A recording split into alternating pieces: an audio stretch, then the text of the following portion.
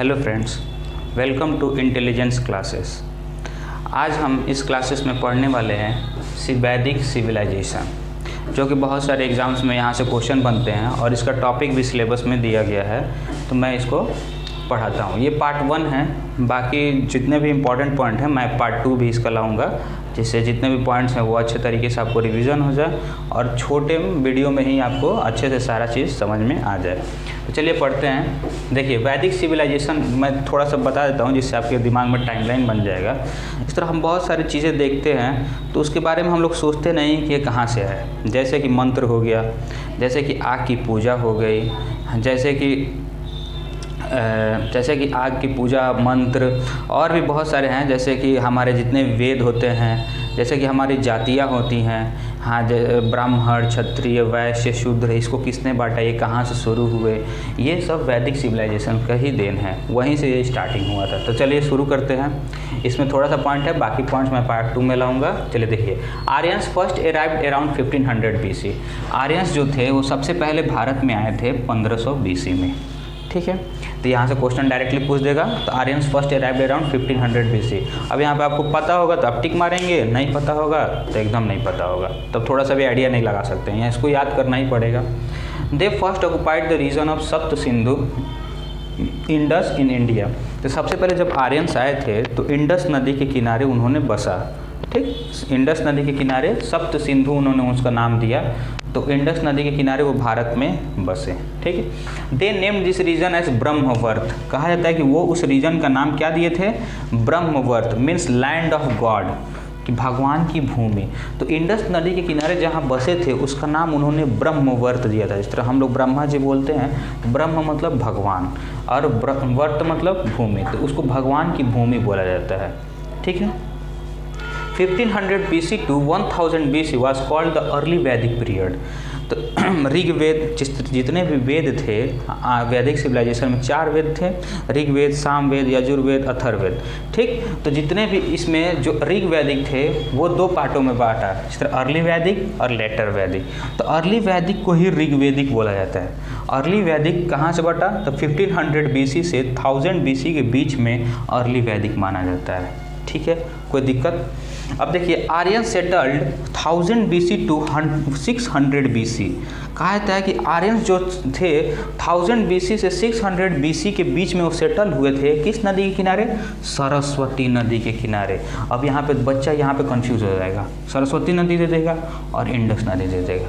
तो जब शुरुआत में वो आए थे तो ऑक्युपाई रीजन, मतलब उन्होंने उस रीजन को ऑक्युपाई किया था, लेकिन बसे कहाँ थे, तो सरस्वती नदी के किनारे।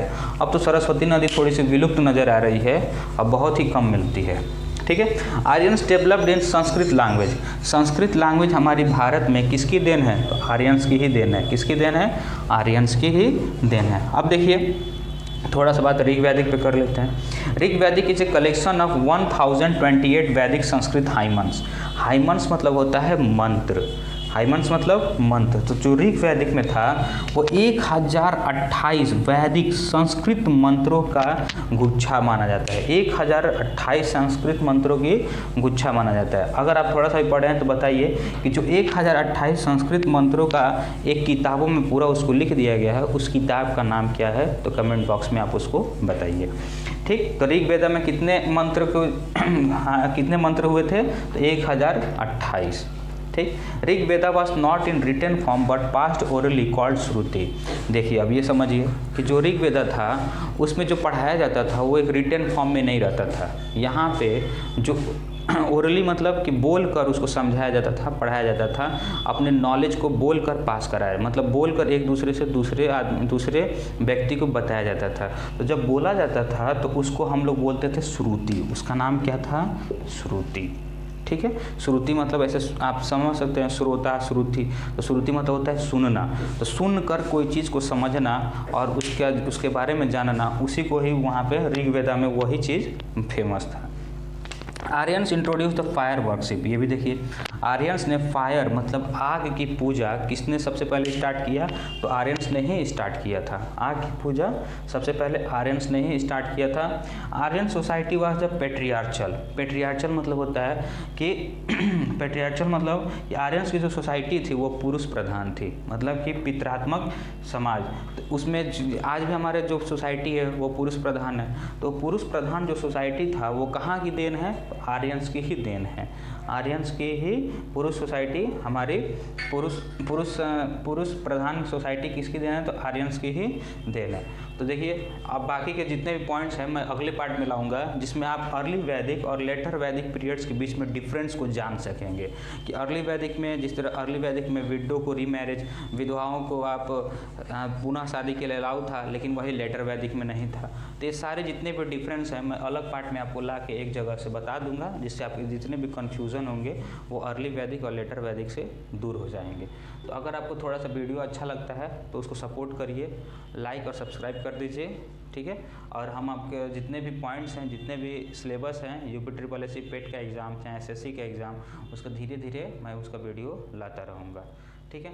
तो अगर और इस पॉइंट्स को आप नोट डाउन कर लीजिए, नोट डाउन करके और थोड़ा सा रिवाइज कर लीजिए, आपको वो याद हो जाएगा। और ये पॉइंट्स जरूर एग्ज़ाम में पूछे गए हैं, कहीं ना कहीं एग्ज़ाम्स में ये पूछे गए हैं। ओके, अगर अच्छा लगता है तो सपोर्ट करिए। Thank you so much, thank you.